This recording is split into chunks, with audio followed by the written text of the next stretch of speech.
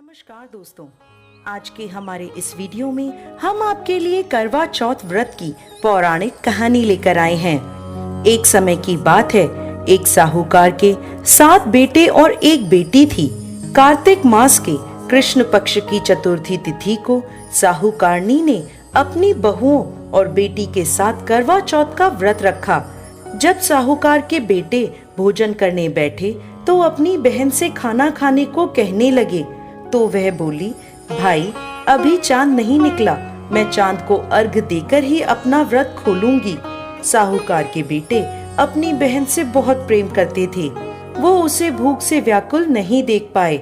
उन्होंने नगर के पास की एक पहाड़ी पर दीपक जलाकर चलने की ओट में रख दिया और बहन से बोले, देखो बहन, चांद निकल आया, अब तुम अपना व्रत खोल सकती हो। साहूकार की बेटी दौड़ी दौड़ी भाभियों के पास गई और कहने लगी, भाभी देखो चांद निकल आया, चलो व्रत खोलते हैं। ये सुनकर भाभियां बोली, बाईसा ये तो आपका चांद निकला है, हमारा चांद निकलने में अभी समय है। भूख से व्याकुल साहूकार की बेटी चांद को अर्घ देकर भोजन करने बैठ गई। जैसे ही उसने पहला निवाला तोड़ा तो उसे छींक आ गई। दूसरा निवाला खाने लगी तो उसमें बाल निकल आया और तीसरा निवाला तोड़ते ही उसके ससुराल से बुलावा आ गया। पति बीमार है, जैसी भी हालत में है तुरंत ससुराल पहुँचे। माँ बेटी को विदा करने के लिए जब बक्से में से कपड़े निकालती है तो बार बार काले और सफेद रंग के कपड़े निकलते हैं। वो घबराकर अपनी बेटी से बोली, बेटा रास्ते में जो कोई भी छोटा बड़ा मिले सबके पैर छूती जाना, और जो कोई भी तुझे बूढ़ सुहागन होने का आशीर्वाद दे वहीं अपने पल्ले में गांठ बांध लेना। बेटी बोली, ठीक है माँ, और वह अपने ससुराल की ओर चल दी। रास्ते में जो भी उसे मिला वो सबके पांव छूती गई। सबने सुखी रहो, खुश रहो, पीहर का सुख देखो, ऐसा आशीर्वाद दिया। देखते ही देखते वो अपने ससुराल पहुंच गई। ससुराल के आंगन में छोटी ननद खेल रही थी।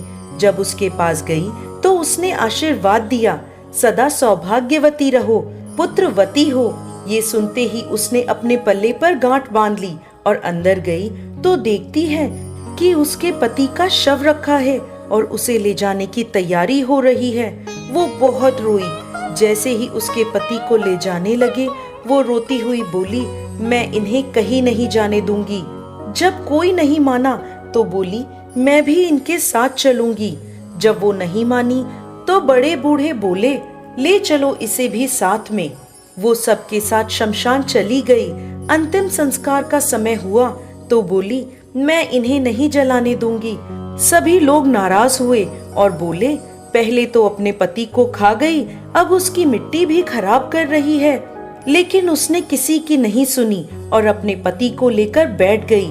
परिवार के बड़ों ने निर्णय लिया कि इसे यहीं रहने दो, एक झोपड़ी डलवा दो। वो उस झोपड़ी में अपने पति को लेकर रहने लगी। पति की साफ सफाई करती और उसके पास बैठी रहती। दिन में 2 बार उसकी छोटी ननद खाना देने आती। वो हर चौथ का व्रत करती, चांद को अर्घ देती और जब चौथ माता आती तो कहती, करवो ले, भाइयों की प्यारी करवो ले, घड़ी बुखारी करवो ले। वो चौथ माता से अपने पति के प्राण मांगती, लेकिन चौथ माता उसे ये कहती कि हमसे बड़ी चौथ माता आएंगी तब उनसे अपने पति के प्राण मांगना। एक एक करके सभी चौथ आई और सभी यह कहकर चली गईं। अश्विन की चौथ माता बोली, तुमसे कार्तिक की बड़ी चौथ माता नाराज है, तेरा सुहाग वही लौटाएंगी, तू उनके पैर मत छोड़ना और 16 श्रृंगार का सारा सामान तैयार कर लेना। जब कार्तिक की बड़ी चौथ करवा चौथ आई तो उसने अपनी छोटी ननद से 16 श्रृंगार का सामान मंगवाया, करवे भी मंगवाए। जब सास को यह पता चला तो वो बोली, पागल हो गई है, जो मांगती है दे आओ। साहूकार की बेटी ने करवा चौथ का